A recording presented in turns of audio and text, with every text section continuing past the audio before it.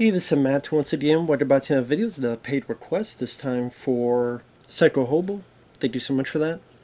And for those interested in requesting any type of videos, topics, reactions, re-reviews, what have you, feel free to send it either directly to my PayPal or join my Patreon. I will do the best I will try to do the best I can and get it out to you as soon as I possibly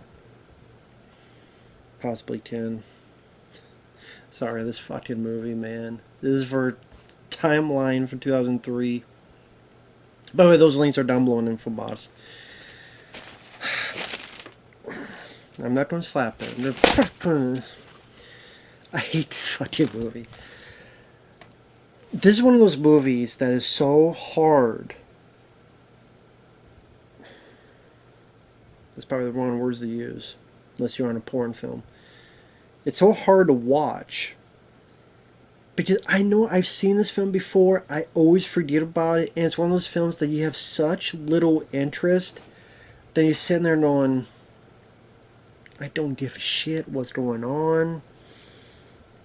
For what I understand, Michael Crichton, he saw this film, he didn't like it, and then afterward, he did not let any of his novels ever get adapted again into a movie. I don't know if that's true, but apparently it's what he had said. And this is based on a Michael Crichton novel. Of course, Michael Crichton novels would be turned to movies like Jurassic Park, Congo, 13th Warrior, Disclosure, Rising Sun, Sphere. A lot of those I like. I do like Jurassic Park. I think Congo is very underrated. Andromeda Strain from back in the day, I do like that film. Sphere, I understand why people find it boring, but I like the cast. I like the way the film looks. The story interested me. Disclosure, I think, is a pretty good thriller, other than that weird VR scene, which that's a whole other tangent. But I do like that movie. I'm not a fan of Rising Sun. I'm not a fan of 13th Warrior. But Rising Sun at least has Wesley Snipes and Sean Connery. I just think that's a fairly boring movie. But I do like those two actors. The 13th Warrior, I guess I would put that above this. This is one of those movies that you sit there and go, man, this is Richard Donner directing this. And you got Gerard Butler, you got Paul Walker, Billy Connolly's in the film, Neil McDonough, which I guess I should have known, because 9 times out of 10, and when he's in a movie, it sucks. Neil McDonough. 80 minutes. Street Fighter Legend of Chun-Li. I mean, he's in Captain America, First Avenger. I like that movie, but many times or not. Like 9 out of 10 times. If he's in a movie, the movie sucks. But this film is just so goddamn boring. I don't know what it is. It's just the first chunk of the movie, you think this will be Paul Walker's movie, but by the time we get to the third act, it feels more like Gerard Butler's movie. The action scenes, it's nice to see them done practically, but at the same time, the story feels very moot and just very lackluster. The characters, you don't really know much about the characters other than Paul Walker. He doesn't want to be there for this archaeology dig. He's there because his dad, which is weird that Billy Connolly is his dad, was his like Scottish accent or something. I forget, English Scottish accent. This accent, but Paul Walker is like a surfer dude. I'm like, it'd be like if I said John Cleese was my dad, or Jean-Claude Van Damme was my dad. You'd be like, what? But apparently Billy Connolly is the dad to Paul Walker. So Billy Connolly's a professor. They're doing this dig. Paul Walker's there, but he doesn't want to be there. He's only there because he likes this girl. Gerard Butler is there. I guess Paul Walker and Gerard Butler are supposed to be friends, but so much of the movie they spend apart that you don't really get much of a banter, much of a back and forth between those two. Because it does feel like kind of 2 movies in one when they get back there. And what I mean by that is the plot. The professor wants to know something's up. How come on these digs they seem to be finding the perfect spots? So he goes out there. He hasn't come back. During the day, they find what looks like the professor's glasses and writing from 1357. It's like, wait a minute. He was just here 2 days ago. And even Paul Walker goes, is this a trick, a prank? And Gerard Butler was like, no, no, your dad would never do that. So they go to this, they call this secret government research thing. If you don't tell us what's going on, I'm going to call in a kidnapping. They finally brought in, and you know what this feels like? It feels like a lesser Stargate. I'm not even a diehard Stargate fan, but I liked it. This feels like a lesser Stargate. Does you have the secret facility, them going from one place to the other place they go to seem like the people out there are much more of a limited in terms of weapons, and people of this time out of their element over in that area.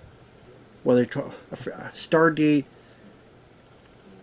guess that's more of a dimension, while this is more of time. But I just felt like a lesser version of Stargate. I know that might not make sense to people, and you could tell this film got re-edited. And apparently that was the case, that the studio did not like the first edit by Richard Donner, so he had to re-edit it again and again, to the point that originally Jerry Goldsmith did the music, but they had to re-edit so many times that Jerry Goldsmith, by the time they wanted to bring him back again to score the film, he was too sick. Plus he was doing another film, Looney Tunes Back in Action, at that point. That became the last film.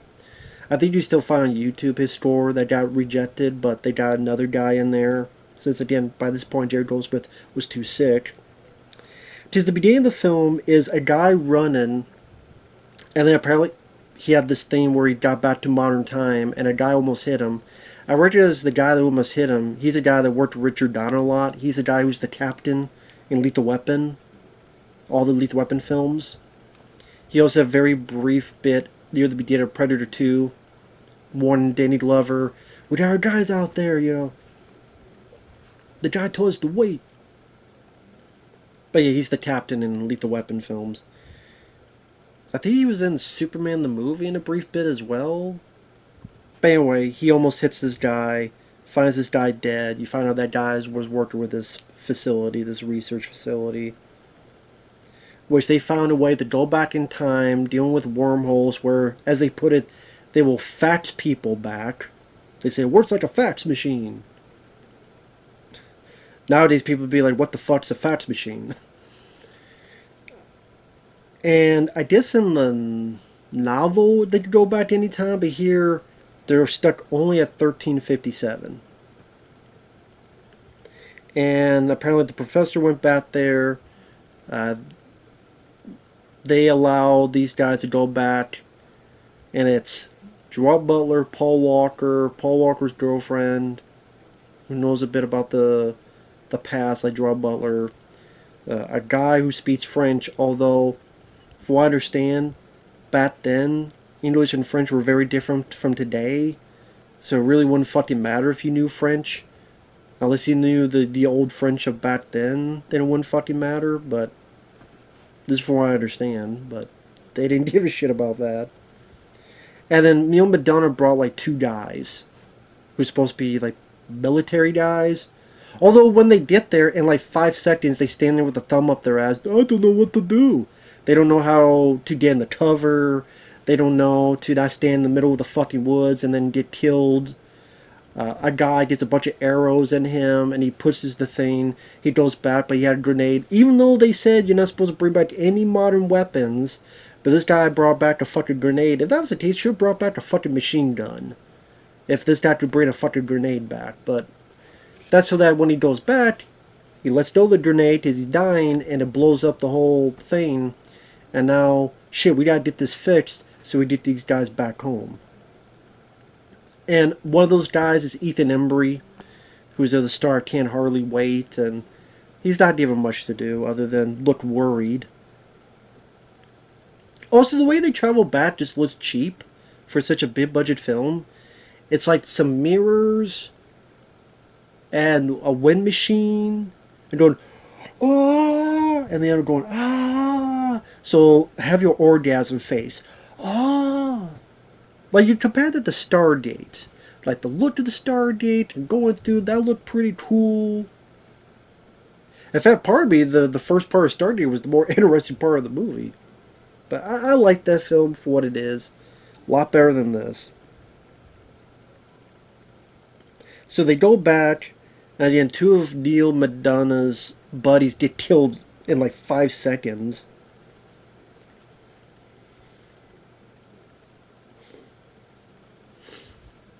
So they run off to the woods. So many times they separate, then they get back together, then they get caught, and this person gets caught. Ultimately, they get caught, they get brought to the castle. This is around the time where the French is going to go take this English castle. There's going to be this big war. Because apparently the history is that this Lady Claire, got hung, and that made the French pissed and overtake this castle and win. But because of their shenanigans, Gerard Butler saves Lady Claire. And all you know about Gerard Butler is that he likes the past because the past was about honor. And Paul Walker had said, oh, that romantic warrior trap.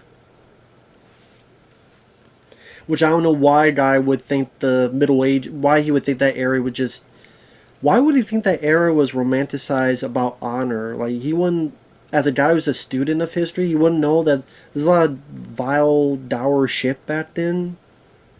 So these people act fucking surprised. And for people that study this shit so much, they act kind of ignorant about a lot of things, it seemed. Also, to jump ahead, earlier in the film, one of the things they find, Gerard Butler shows Paul Walker this, not sarcophagus, but that this site where this guy with one ear was buried with his woman, and they were close to each other. Well, you come to find out that apparently that's Gerard Butler, because he gets his ear cut off. He's like, it's me, the guy that we saw our time. That was me. So if it was, that's the thing that confuses me. You're there with this woman, but you also think Lady Claire has been hung. So would you be thinking Lady Claire has been hung if this is the time where this happened, where Lady Claire was not hung, and you were buried with her? Why would you also have a memory that she was hung if this showcases she wasn't hung in your time? Like, this shows she wasn't hung, but you're thinking she is hung. This is a whole weird time thing that people just do whatever the fuck they want, whatever movie it is about time. Anyway, when they're captured, the French guy gets killed. You just see that coming a mile away with how worried he is. He's worried like every 5 minutes. And then Madonna keeps saying, you'll be fine, you'll be fine, you'll be fine. He might as well say he's 2 days away from retirement. You know he's a dead fuck. And you just know Neil Madonna's going to get killed off too, which he does. Because I guess one of the people that's worked with English, he used to work with that tech company, and he was fucked over and left there. And even though Billy Connolly says, we could get you back, and okay, you say you're health-wise, you can't survive it, we have a way to fix you up. But no, here I'm this important guy. I'm important here. So it's like, at first it's like, well, I can't go back because I had no opportunity. Oh, I do have this thing. Well, I can't go back because I'm hurt. And if I go back, I'll die. Well, we can fix you up. Well, actually, no, I don't want to go back because, God damn it, I'm important here. I represent something here. So that guy's reasons for staying behind just keeps fluctuating. And the reason I'm going over the place is to try to remember the fucking movie so goddamn forgettable. Forgettable. This is not a guy, and this comes from a guy that I love Congo. I like the drama Strain and Sphere and Disclosure. Michael Crichton and Movies inspired by Michael Crichton novels. I love even some of the films he directed. Like Runaway. I fucking love Runaway. This.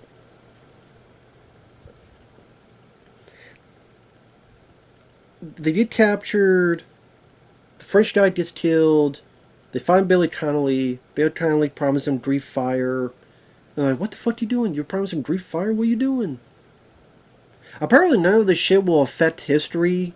Grief fire, none of that. Apparently none of that affects history later on. There's definitely not much of a butterfly effect other than, well, Gerard Butler, whatever. I also thought it was funny that Paul Walker's girlfriend climbs up. She's a good climber. Is able to get them out. They fight this one guy. Earlier, Gerard Butler had killed this guy and saved Lady Claire. Anyway, they all get together. Although, pretty quick, they get split up again. There's like, here's Paul Walker's movie, and then here's Gerard Butler's movie. And Gerard Butler's movie seems like there's more to it. And Gerard Butler's doing the best he can. I don't think Gerard Butler's bad in the film. It definitely showed that he would go on to greater importance with 300, Law Abiding Citizen, The Olympus Has Fallen, that trilogy of movies. Gerard Butler, even here, he fit in the film. Like, he felt comfortable in the movie. Paul Walker, as much as I miss the guy, as much as I like the guy, he did not fit in this movie. It was miscasting. He wasn't right for it. It doesn't help that the second half of the film, he's not given much to do. And I'm sorry, I know I'm going over the place. But I would say, I think it's funny when they get back together, Paul Walker says the line, "We have 650 years of knowledge. There's no way that with us, we couldn't get out of here in 20 minutes. My 650 years of knowledge of what? Cell phones? Computers? TikTok? That's really going to help you in the fucking time period here. What you have on your fucking cell phone or on your fucking computer. What knowledge do you have? What? I just the only thing I could think of is Paul Walker's girlfriend says, hey, the two of us get under this monastery. There's a tunnel that we found in our dig. And they get there. There's no way out. They're just sitting there. The French come in. Where's the way to get in? Did you fuck us over? I'm going to kill you. Meanwhile, Gerard Butler's with Billy Connolly. They've been captured. Neil Madonna's been killed by the tech guy that wants to stay there now. That was... whatever. And then Gerard Butler throws fire at the ammunition, blows everything up, makes a hole for the French to get in from the inside as the French are attacking from the outside. And while there's action and there's some decent shots, like there's a bit where both armies throw these arrows at night and you see them in the sky going past each other. That was not too shabby looking. There's moments like that. But, I mean, it's no Robin Hood, Prince of Thieves. It's no Braveheart. It's just nothing that really is remarkable. That's the thing. It's a very forgettable movie. I don't really care about the story. The characters are very underdeveloped. All you know about Paul Walker is he's there for the girl. Gerard Butler, he likes the past because men had honor, and then he lovey-dovey between him and Lady Claire. And I don't... The two romances I gave little shits about. I just didn't think there was much there in terms of... Gerard Butler's trying, but I just didn't care. Again, I'm thinking, if he's the knight, then how did he remember that Lady Claire gets hung when apparently it didn't happen because you're right fucking there? Whatever. Ultimately, Gerard Butler fights the guy, the now villainous tech guy, and Paul Walker saves his French guy, and kind of last minute is able to stab the bad guy. And this with me, it felt like Paul Walker's movie at the beginning. He's the outsider of this archaeology group. It's his dad who was back in time that did our rescue. He's got the girlfriend. And again, then it's like shifting to no, it's Gerard Butler's movie. And I'm like, so whose movie is it? because it was his movie. Now by the end, it feels like his movie. This had this weird inconsistency to it. And pretty much Gerard Butler says, I'm going to stay. Paul Walker, Billy Connolly, and the girl get back. Oh, and of course, in the present time, Ethan Embry's trying to get the stuff fixed. You also have Matt Craven. I think that's his name. I remember him as a guy trying to help Tim Robbins in Jacob's Ladder. The guy who created the ladder, the drug. And then you also have David Thewlis, who is your villain in that era. And he's done some stuff here and there, David Thewlis. I think he was the guy in The Island of Dr. Moreau, who's like the lead, who replaced Rob Morrow from Northern Exposure because he tried to handle it and he quit, so they got David Thewlis. So he became the lead of Island of Dr. Moreau with Marlon Brando and Val Kilmer. He's there. I mean, I'm like, yep, I kind of know he's going to be a villain. Like, you can predict what's going to happen with that guy. As soon as you see him and the way he behaves, you, like, know where it's going. So, for the most part, it's fairly predictable. It's a waste of Richard Donner's talent. And I don't know what happened. I don't know, just the... Maybe the novel is... I never read the novel. Is the novel even that good? Because if the novel is even that good, then maybe the... I don't know. It just...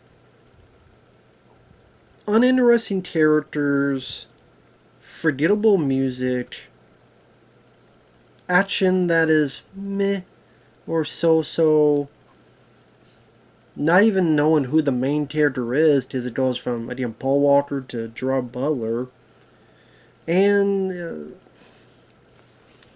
I don't even know what it was rated. Was it rated R or PG-13? I think it was PG-13. I know this film was a big bomb when it came out, and sadly, this is one of Richard Donner's last films. And sadly, it's one of his worst films.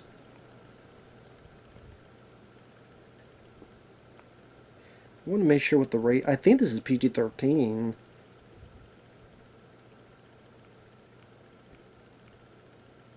Yeah, PG-13. Sadly, you can feel it. Would this have helped if it was rated R? I don't know, but... 5.6 IMDb, I think this is a bit too high. 13% Rotten Tomatoes, that makes more sense. Like I said, this was a big bomb. And I looked at Richard Donner's filmography. That's also what I'm looking up. May he rest in peace. He passed away 2021, 91 years old. Definitely one of our great directors, in my opinion. Just look at this. You got... Let me see if it something that shows his filmography.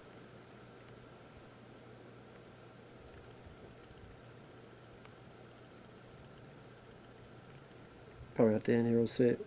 Yeah, there we go. You know, Superman the movie. I do like The Toy, Richard Pryor, The Goonies, Lethal Weapon, Scrooge, Lethal Weapon 2, Lethal Weapon 3, Maverick I like. Conspiracy Theory I like. Assassins I don't mind. Like really, okay, of the films I've seen them do, The Omen was never my cup of tea. I understand people liked it. It was just never my cup of tea. But I love Superman the movie. Like I said, I like The Toy, The Goonies. Lady Hawk, I could never get into. The Goonies is a classic. Lethal Weapon films. Even Lethal Weapon 4, it's grown on me. I used to hate Lethal Weapon 4. I don't hate Lethal Weapon 4 as much as I used to. I really don't. I could watch it. There's been so many shitty sequels that come out. That film has gone up. And I'm like, you know what? That movie wasn't as bad as I remember it being. It really wasn't. Maverick, I think it's a good one. James Garner. I think Mel Gibson's very likable in that. Assassins could have been a lot better if the pacing was tightened and get rid of Julianne Moore's character. Just have it be Stallone versus Banderas. I think that would have been a better film, but I like Assassins for what it is. I don't love it, but I like it. Lethal Weapon 4, Conspiracy theory I like. Uh, his last film was 16 Blocks. And I like that film. The only issue I have is Mos Def. For some reason, puts in this aggravating accent. The way he talks. Because I've seen Mos Def in other movies. Like, he was actually decent in Hitchhiker's Guide to the Galaxy. In The Italian Job. But for some reason, he put on this weird way of talking that just made him really irritating. But I do like the concept. I do like Bruce Willis, David Morse.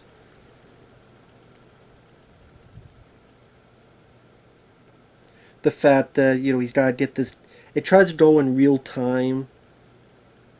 He's got this amount of time to get this guy, this witness, through all these blocks and all these people trying to kill him. So the films I've seen him direct, that I've seen he's directed, Timeline would probably be the worst one. It really would. Scrooged is a Christmas classic.